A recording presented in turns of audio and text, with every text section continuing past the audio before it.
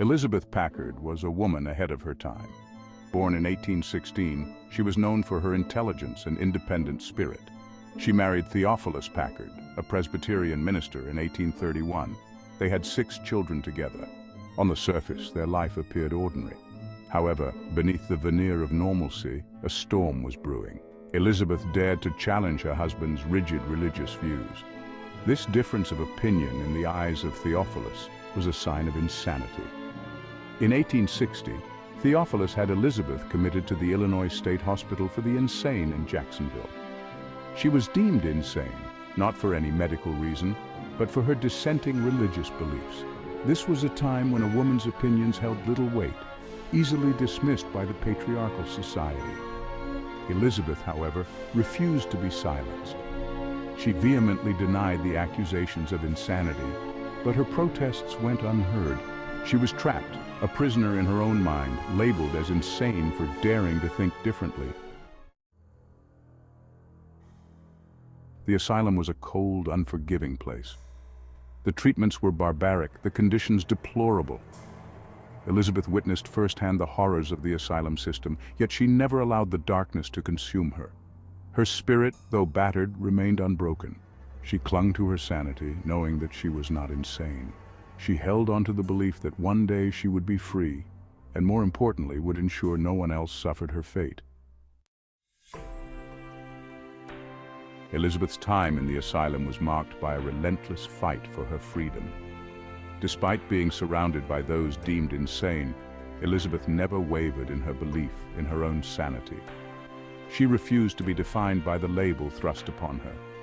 She wrote incessantly, documenting her experiences and detailing the injustices she witnessed within the asylum walls.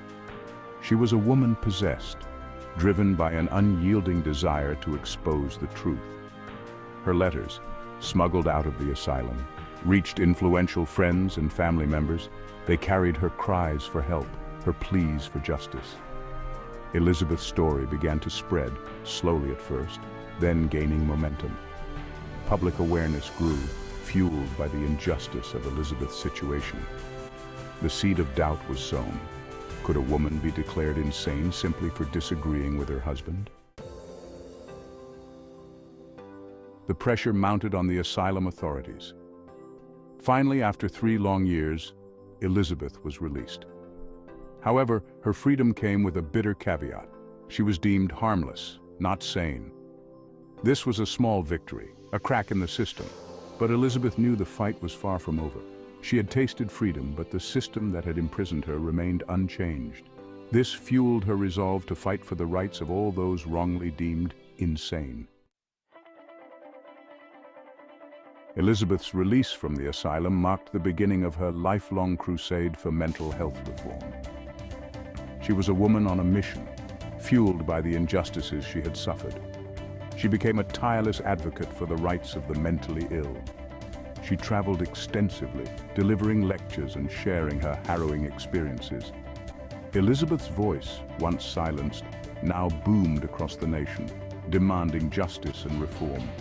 She exposed the flaws in the mental health system, highlighting the ease with which individuals, particularly women, could be declared insane. Her eloquent words, laced with the pain of her personal experience, resonated with audiences. Elizabeth's story sparked a national conversation about mental health, challenging societal perceptions of insanity. She was a thorn in the side of the establishment, a constant reminder of the fragility of freedom and the need for due process. Her efforts led to the introduction of personal liberty laws in several states. These laws provided individuals accused of insanity with the right to a trial by jury. Elizabeth's tireless advocacy gave a voice to the voiceless, offering a glimmer of hope to those trapped within the asylum system. She was instrumental in shifting the public's perception of mental health, laying the groundwork for future reforms. Elizabeth Packard's story is a testament to the enduring power of the human spirit. Despite the horrors she endured, her spirit remained unbent. She emerged from the darkness, not as a victim, but as a champion for the rights of others.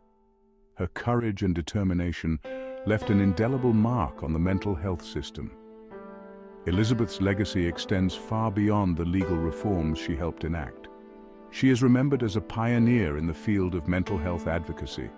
Her unwavering belief in the inherent dignity of all individuals, regardless of their mental state, laid the foundation for future generations of advocates. Elizabeth's story serves as a reminder that progress is often born out of adversity. Her struggle, though born of pain, became a catalyst for change. She shone a light on a system shrouded in darkness, exposing its flaws and igniting a movement for reform.